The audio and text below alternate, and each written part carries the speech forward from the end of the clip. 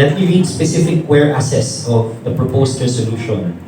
Whereas the World Fitness Federation Asia Pacific Championship 2022 was held in Ho Chi Minh last October 15 and was participated by more or less 200 athletes from 21 countries and territories.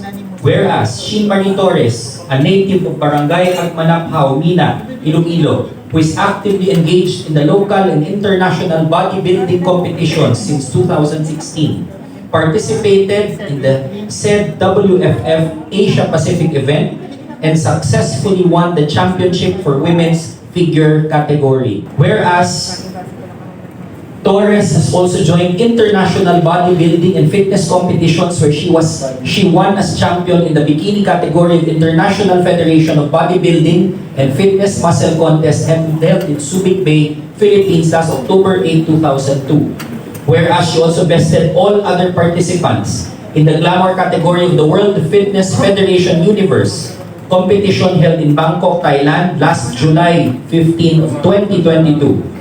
Whereas her most recent international victory during the World Fitness Federation Asia Pacific Championship in Ho Chi Minh conferred her the title of Women's Figure Professional, which is a distinction for women bodybuilders for professional shows.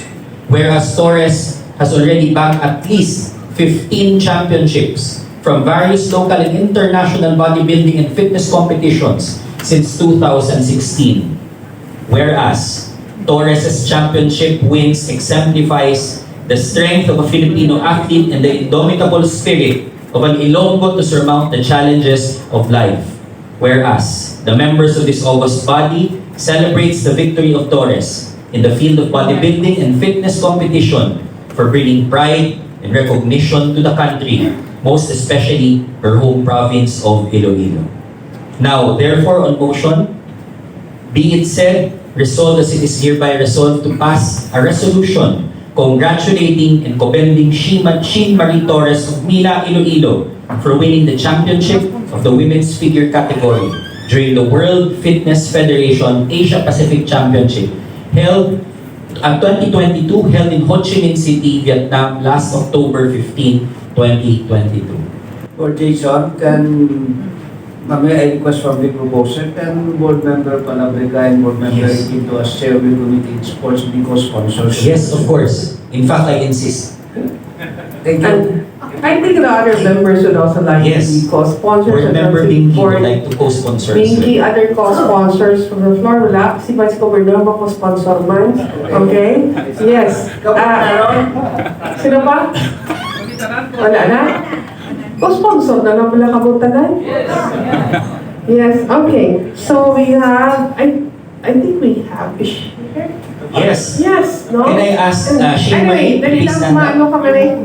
Motion kami rin. I so move to approve the resolution passed by the Honorable Vincent Gonzales. Yes, together with the co-sponsors. Yes, there's a motion to pass the said resolution as mentioned by Board Gonzales. And second the motion. Second, unanimously. Unanimously seconded.